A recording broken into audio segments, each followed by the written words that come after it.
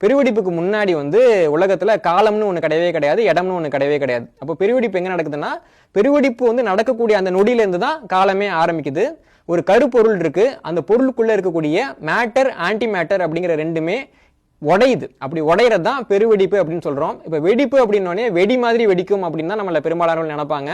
அது வந்து ரொம்ப எளிமையா சொல்லணும்னா அது வந்து ஒரு பிளவா தான் இருந்தது, வெடிப்பா இல்ல.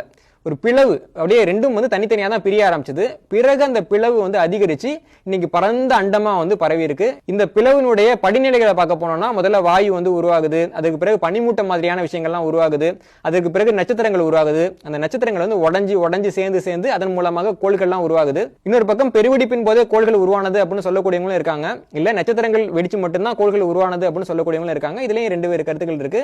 இப்படி படிப்படியா தான் கோள்கள் உருவாச்சு. கடைசியா பூமி உருவாகுது. பூமி உருவாகி அது வந்து ஒரு நெருப்பு பிளம்பா இருந்து அது மேல வந்து வாயுக்கள் சூழ்ந்து மழை பெஞ்சு பூமியில வந்து பசுமை உருவாகி அப்படியே வந்து தாவரங்கள் உயிரினங்கள் உருவாகி இன்னைக்கு மனிதர்கள் உருவாகி இருக்கும். இதுதான் பெருவெடிப்பு பத்தி பெரும்பாலானவர்கள் ஏற்றுக்கொள்ளக்கூடிய ஒரு விஷயமா இருக்குது. பெருவெடிப்புல எந்தெந்த தோற்றங்கள் எந்தெந்த காலகட்டத்தில் நடந்தது அப்படிங்கிறது ஒரு மிகப்பெரிய பட்டியல். விக்கிபீடியா உட்பட எல்லாத்துலயுமே இந்த பட்டியல் காணப்படுது. அதை பத்தி தெரிஞ்சுக்கணும்னு நினைக்கிறவங்க ஒரு தடவை இணையத்துல போய் படிக்கிறது நல்லது.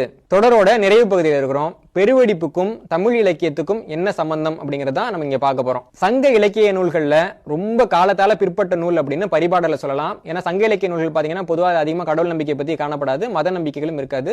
ஆனா பரிபாடல்ல வந்து அந்த ரெண்டுமே அதிகமா இருக்கும். ஆக மொத்தம் இயற்கையை ஒரு அடிப்படையாக கொண்ட தமிழக மக்கள் மதத்தையும் கடவுளையும் அடிப்படையாக கொண்ட மக்களாக மாறிய காலகட்டத்தில் எழுதப்பட்ட நூல் அப்படின்னு நம்ம பரிபாடல சொல்லலாம். இன்னொரு பக்கம் தமிழர்கள் வந்து அறிவியல் பார்வையிலிருந்து விலகி மத பார்வைக்குள்ள வந்தப்போ உருவான நூல் அப்படின்னு நம்ம பரிபாடல சொல்லலாம்.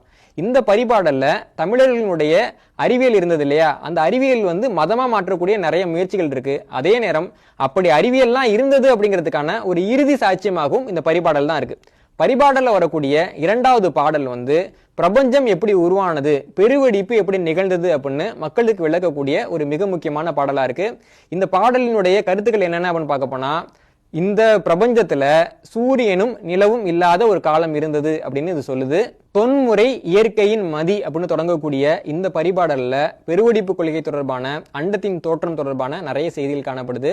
இது என்ன சொல்லுது அப்படின்னா, இந்த அண்டத்துல சூரியனும் நிலவும் இல்லாத ஒரு காலம் இருந்தது.